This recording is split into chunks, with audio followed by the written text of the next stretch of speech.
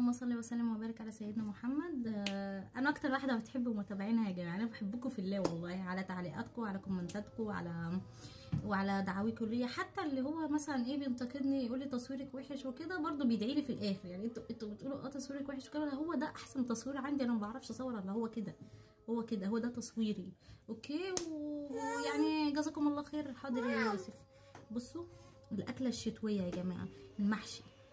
يعني المحشي ده من اكتر الاكلات اللي بتدفي في الشتاء، سواء هي او العدس الاصفر والمقلوبه كمان. يعني اكله جميله جدا، يعني تحفه. والخيار ده انا عاملاه يعني بتاع 15 دقيقه، واتعمل خيار مخلل مع فلفل وكده، طعمه جميل. مام اللي عايز اوردر قبلها بيوم، مام خدي. واللي بينتقدني بيقول لي الدوشه وكده، طب عيالي اعمل فيهم ايه؟ ما يتكلموش؟ ما خدي يا يوسف، خدي يا يوسف اهو. مام يعني حاجه كده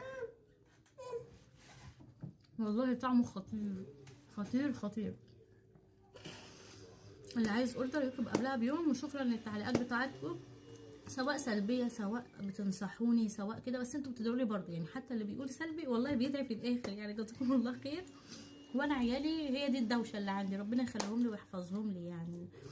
وانا والله مش بكسل ان انا اعمل فيديوهات. بتقولوا الفيديوهات لا والله مش بكسل، بس انا مشغوله. يعني انا معايا بيبي ما كملش سنتين، لولي ما كملتش 4 سنين. حاضر يا يوسف.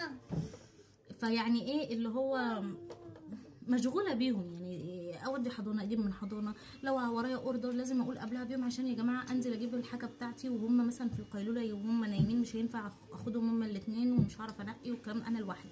غير ان انا بتابع مندوب يجي، مندوب اتاخر، مندوب مش عارفه ايه، اتابع العميل. الاوردر وصل ما وصلش، طب ايه رايك؟ فيعني مشغوله ان انا اعمل يعني فيديوهات وانزل. مش عارفه فادعوا لي يعني ربنا ييسر لي الامور ويقويني على اكل عيشي دوت. وان شاء الله ربنا يفتحها عليا ويعيني على اكل عيشي ويخلي لي عيالي. حاضر يا يوسف. باي باي بقى، باي.